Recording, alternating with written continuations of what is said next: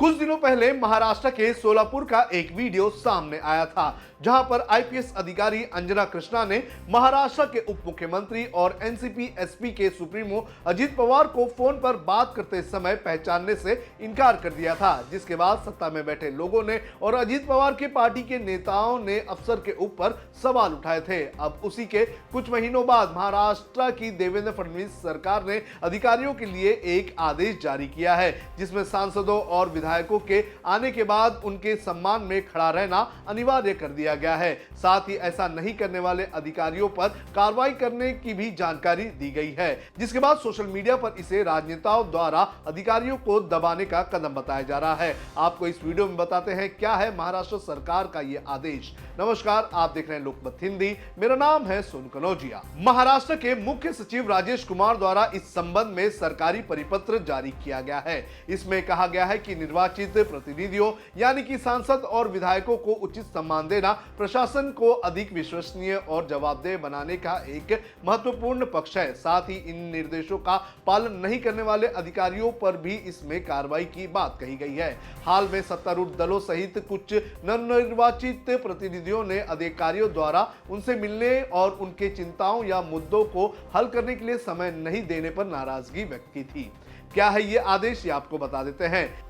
गुरुवार को जारी इस सरकारी प्रस्ताव में अधिकारियों से कहा गया है कि जब भी कोई सांसद या विधायक उनके कार्यालय में आए या उनसे मिलने पहुंचे तो अधिकारी अपनी सीट से खड़े होकर उनका अभिवादन करें। सरकार ने इसे आचरण और शिष्टाचार का न्यूनतम मानक बताया है।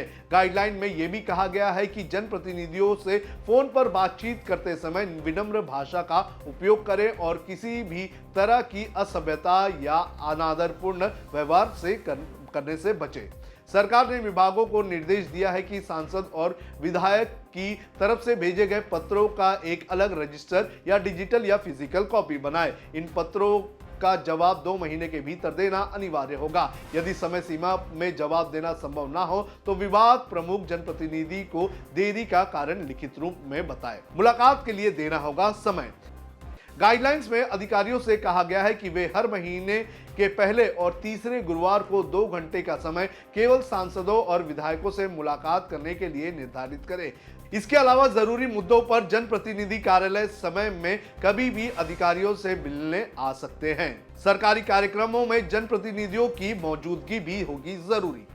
सरकार के इस प्रस्ताव के अनुसार सरकारी और अर्ध सरकारी कार्यक्रमों जैसे कि उद्घाटन या भूमि पूजन में संबंधित क्षेत्र के सांसद विधायक को आमंत्रित करना आवश्यक होगा। उनके नाम, पद और प्रोटोकॉल के अनुसार सही स्थान पर बैठने की भी व्यवस्था की जानी चाहिए।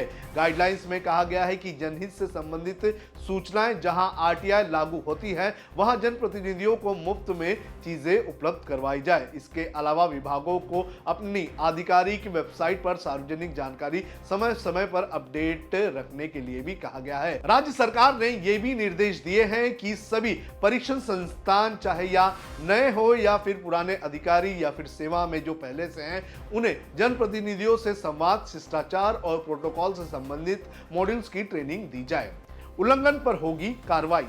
सरकार ने स्पष्ट किया है कि यदि कोई अधिकारी इन निर्देशों का पालन नहीं करता है तो उसके खिलाफ महाराष्ट्र सिविल सर्विसेज रूल के तहत कार्रवाई की जाएगी। साथ ही अनदेखी या देरी को सेवा में ढिलाई की श्रेणी में मानते हुए उनके ऊपर डिसिप्लिनरी एक्शन लिया जाएगा।